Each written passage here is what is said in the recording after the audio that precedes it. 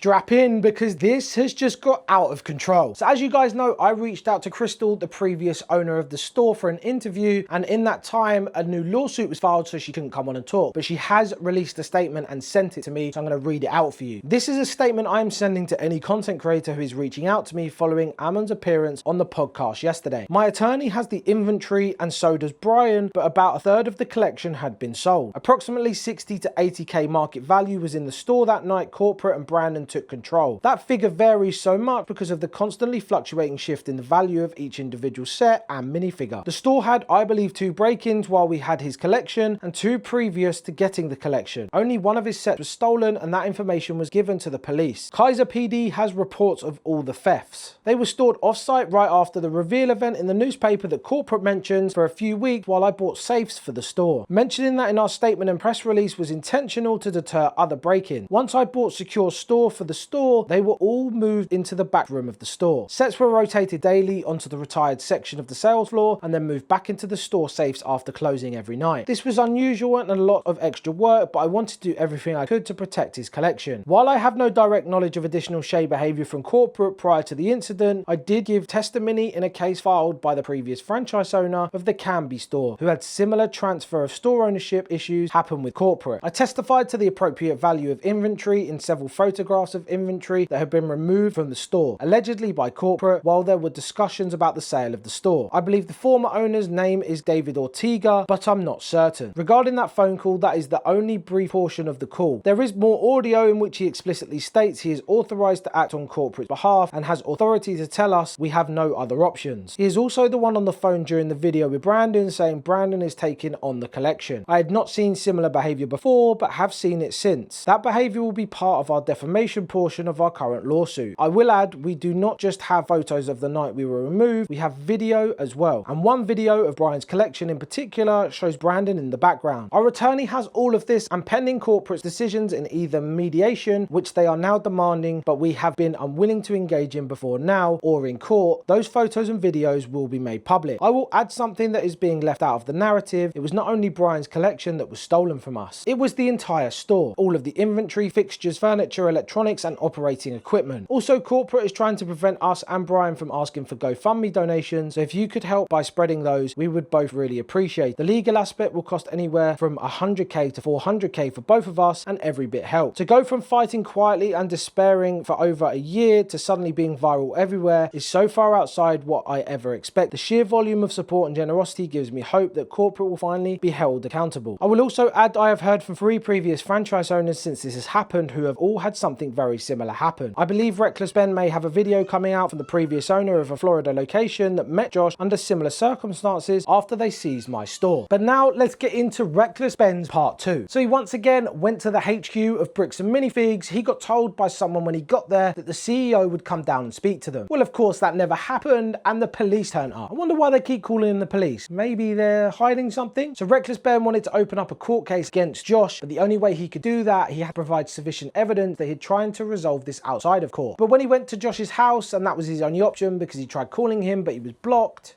of course the police were called. They obviously had trespass order put on them straight away, and as they were leaving, they got pulled over by the police. Now, they got accused of not stopping at a stop sign, but the footage from the police themselves showed that they of course did stop at that stop sign, so the police actually pulled them over illegally. Then later on, that same police officer pulled up at Ben's house. He wouldn't say why he was there, but it's just very odd why you would do something like that. He then wanted to open a court case against Brandon Best. Now, that's the guy that kicked the old owners out in that video footage. Now, Brandon did answer the door and come outside, but he just stared at Ben, didn't say a word, and I actually don't think he engaged in any conversation the whole time Ben was there. But as soon as Ben threatened to sue them again after they previously won their last one, well, he got his phone out and of course the police were called. When the police showed up, they claimed that the gentleman, Mr. Brandon Best, was just cleaning up the old owner's mess and had nothing to do with it. Well, unfortunately for him, there's video evidence that show he's right in the middle of it. Now, Ben later discovers that Josh, Brandon and the CEO are all Mormons. stolen. Now, forgive me if I'm wrong, but don't they believe that stealing is wrong? So why have we stolen an old man's Lego collection? Also, there's video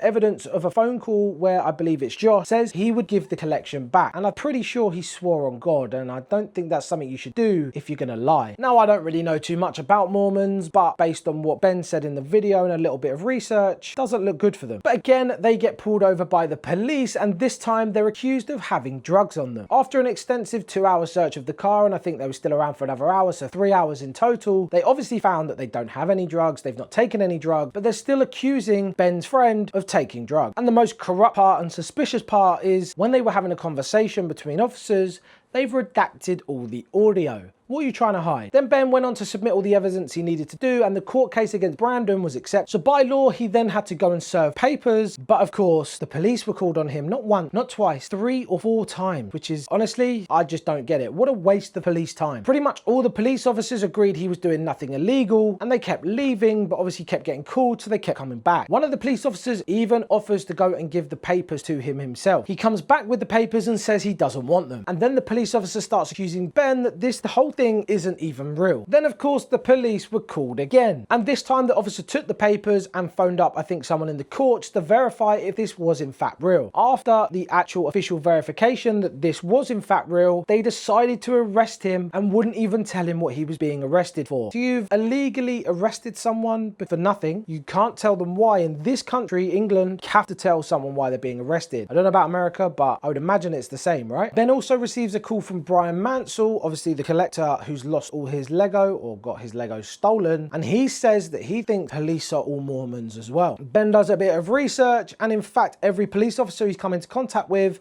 is in fact a Mormon.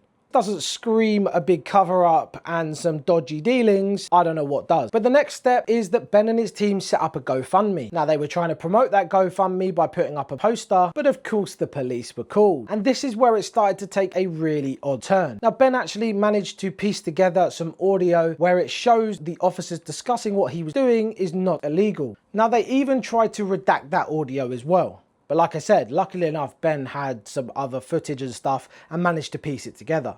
But then the police officers decided to ask one of Ben's friends for his phone, and as he took it out of his pocket, he pressed the lock button because it was unlocked. The police officer grabbed him and said he was trying to destroy evidence. They are honestly reaching at this point.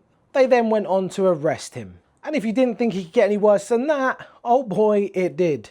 Ben and his team got swatted. One of the officers bent Ben's arm so far back, it actually dislocated. And if you go and watch the footage for yourself, you'll see Ben was making no attempt to escape, no attempt to cause trouble. He was stood still at the time this occurred. Now, the funniest part of this is the warrant was actually for Ben and his team being accused of stealing the Lego themselves. And of course, they have zero evidence of that. They found no Lego and the audio was redacted. Now, the whole team were arrested and put into holding cells while they interrogated Ben. He went through the whole story. He then mentioned the GoFundMe that they set up, and that's when things took another bit of an odd turn. The officer then went and interrogated the rest of the team, trying to insinuate and put words in their mouth that it was Ben's idea to do the GoFundMe. And then, of course, they arrested Ben for making a GoFundMe. I mean, I've never heard something so stupid in my life. That would have meant Ben had to stay in jail for a month, but luckily one of the judges read through this and realised how much stupidity is going on and granted him bail.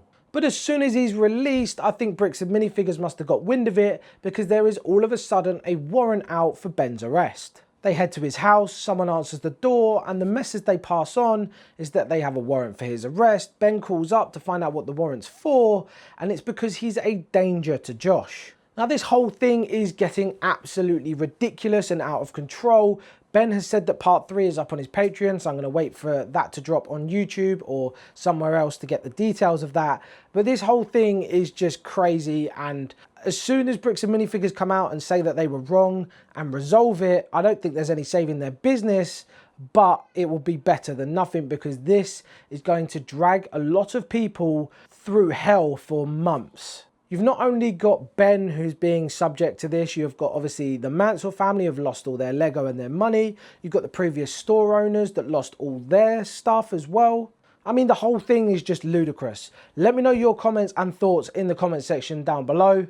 Please leave a like, hype the video if you can. You get 3 a week. Please do it. It spreads it out to a wider audience so we can spread more awareness on this. Subscribe if you are new around here, and I'll see you guys next time.